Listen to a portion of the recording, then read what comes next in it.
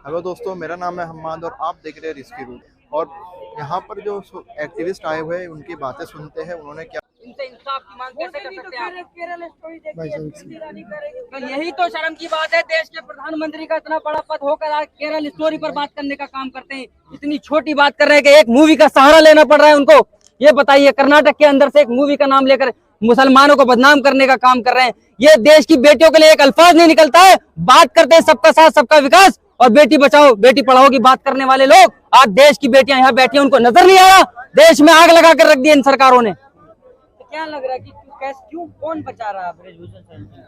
साफ मालूम है, पॉस्को एक्ट है, नॉन बेलेबल वारंट है, उसके बावजूद भी अभी तक अरेस्टिंग नहीं हुई। तो आपको मालूम नहीं है किसकी सरकार है देश के अंदर? भारतीय जनता पार्टी की सरकार है, वो बचाने का काम कर रही है उसको। लगातार आपको देखा होगा सुप्रीम कोर्ट के दखलंदाज के बाद तो उसको एफआईआर होने का काम किया है। उसके बावजूद भी अभी तक ना दिल्ली पुलिस ने कोई पूछताछ करी, ना कोई सरकार ने अभी अपना स्टैंड रखा है। खेल मंत्री ने 3 महीने पहले इनको बेवकूफ बनाने का काम किया था, उनको उनके साथ राजनीति करने का काम किया। झूठी एक रिपोर्ट बनाकर कहा हम उसके कार्रवाई करने का काम करेंगे, लेकिन नहीं, इन बेटियों को इंसाफ नहीं मिला अभी तक। इसलिए ये बेटी 17 दिन से आज देखिए धरने पर बैठी हुई है, इंसाफ नहीं हो रहा है।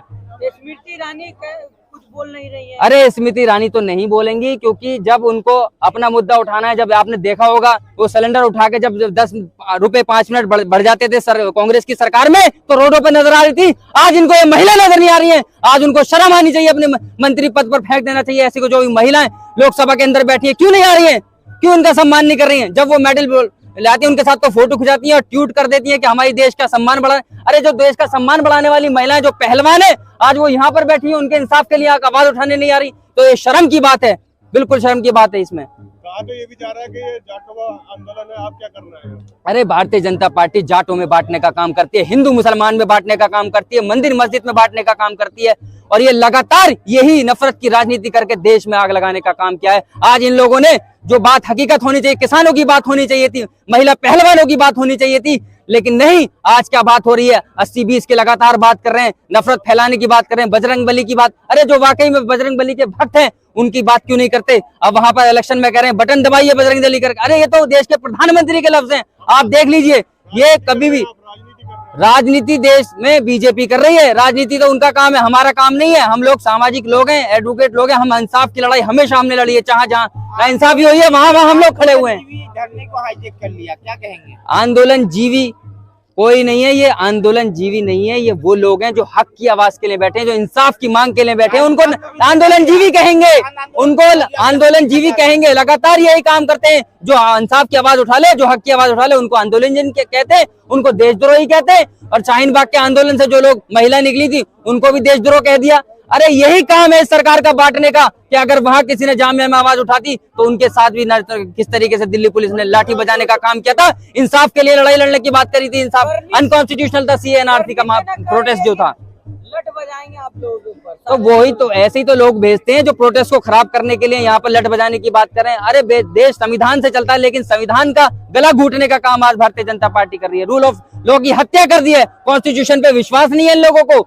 लगातार यही बात करके देश के कानून की धज्जियां उड़ाने का काम कर रहे हैं। यहाँ के सियासत नहीं कर रहे हैं। हम सियासत नहीं कर रहे, हमारा रिकॉर्ड उठा के देख लीजिए। हम जहां जहां ना इंसाफी होती है वहां होती है। देश की ये कोई ना आम पब्लिक नहीं, हम तुम नहीं है। हम तुम होगे तो बाबला दब जाएगा। ये देश के लिए गोल्ड मेडल लाने वाली ओलंपिक महिलाएं, वो लोग यहाँ पर धरने पर बैठी हुई हैं, जिन्होंने वर्ल्ड लेवल की चैंपियंस है वो यहाँ पर बैठे हुए हैं, लेकिन उनके लिए आवाज उठा नहीं सकते, क्योंकि उनको सिर्फ और सिर्फ फोटो जीवी है देश के प्रधानमंत्री। फोटो खिंचवाना होगा, वीडियो बनवाना होगा तो सबसे आगे इनको रखेंगे। प्रधानमंत्री का हम सम्मान करते, छवि अपनी खराब प्रधानमंत्री खुद कर रहे हैं ना बोलकर। अगर बोल देते तो महिला आज जो उठ जाती उनकी बात देखने के लिए अरे तो वही तो सियासत है, फिल्म देखने का। जो ये बेटी रो रही है, इनके आंसू नहीं देखे गए? उस मूवी में, झूठी मूवी के अंदर जो प्रोपेगेंडा चलाया जा रहा है, उसमें कह रहे हैं कि बेटियां रो रही है। ये बेटी नहीं दिख रही है, ये देश की बेटी नहीं है, देश का सम्मान नहीं है। भूषण जी कह रहे हैं कि पहलवानों को हौसला बढ़ाने के लिए हमें कोई ऐसा पहलवान नहीं जिसे डॉलर नहीं दिया है उन्होंने। देखिए सम्मान ये कोई अपने घर से नहीं दे रहे हैं, सरकार देती है। ये अगर दिया है वो तो आरोप लगा रहे हैं लगातार, उनको कह रहे हैं ये गलत बैठी हुई है, क्या उनकी बात पे हम यकीन कर लें? अगर वो बार बार उनका इनके खिलाफ बोलने का काम कर रहे हैं, लगातार कह रहे हैं ऐसा कुछ नहीं हुआ, ये वो हुआ, इस तरीके से शिलाजीत खाता था, मैं ये करता था, ऐसे कौन बोलता है बताइए? इतने बड़े पद पर बैठकर इतनी छोटी बात करने का काम कर रहे हैं ब्रजभूषण जी। हजार रेप के अगर पॉस्को एक्ट वो होते हैं जिसमें नॉन अवेलेबल होता है, अरेस्ट होना चाहिए, तब तक दिल्ली पुलिस पूछताछ नहीं कर रही है। ये सवाल खड़ा होता है सरकार पे भी और कानून व्यवस्था पे भी सवाल खड़ा होता है, दिल्ली पुलिस को पूछताछ करनी चाहिए। भाई साहब सुनिए, देश को सरकार ने कानून से चलना चाहिए, कानून की बात कर रहे हैं, मुझसे पूछ के नहीं। अगर वाकई में आम आदमी होते, आप जैसों पर आरोप होता ना, आप पत्रकार हैं, आप जेल में होते, अब वो बीजेपी से इसलिए बाहर है, भारतीय जनता पार्टी से ताल्लुक रखने वाले। पुलिस रिश्तेदार नहीं है, तुम्हारी रिश्तेदार लग जाती क्या पुलिस? अगर आपके ऊपर ऐसा आरोप होता तो आपको अभी तक अंदर होते, लेकिन अब पुलिस रिश्तेदार नहीं, पुलिस के ऊपर दबाव है। अगर वो इतने बड़े पद पे नहीं होता, सबको पता है सरकार का दबाव है, और दबाव नहीं होता तो अभी तक अंदर होता। वो बचाना चाहिए ब्रजभूषण को सरकार, ये बताइए। वो तो आपको मालूम है ना क्यों बचाना चाह रही है, इसलिए बताना चाहिए, राजनीति कर रही है। आपको मालूम है कर्नाटक के अंदर इलेक्शन है और फिर 2024 के अंदर फिर इलेक्शन आने वाला है उत्तर प्रदेश के अंदर, उनको वोटों की राजनीति करनी है भाई साहब, वोटों की राजनीति करनी है। अगर हम क्या कर रहे हैं, हम हक की समर्थन देना आए, हमारे लोग आए, हमारे साथ में सब लोग आते हैं हमेशा के साथ, सामाजिक कार्यकर्ता है, एडवोकेट की टीम भी हमेशा, दिल्ली बार एसोसिएशन के लोग भी आए हमारे बीच में, मोहित माथुर सर आए, हमारी पूरी लीगल टीम आई, हम लोग आएंगे, हमें कौन रोक सकता है बताइए? ये अधिकार भी छीनना चाहते हैं आप पत्रकार होके? क्या बात कर रहे हैं? यहाँ से हमें निकालना चाहते हैं, निकाल दीजिए। अरे आप भैया, आपको आवाज उठानी चाहिए इनके फेवर में, और आप बात क्या, आप क्यों आए? क्या पत्रकार हैं यार आप? सत्ता की दलाली करने का काम कर रहे हैं आप। क्या आपको लगता है कि इंसाफ मिल पाएगा?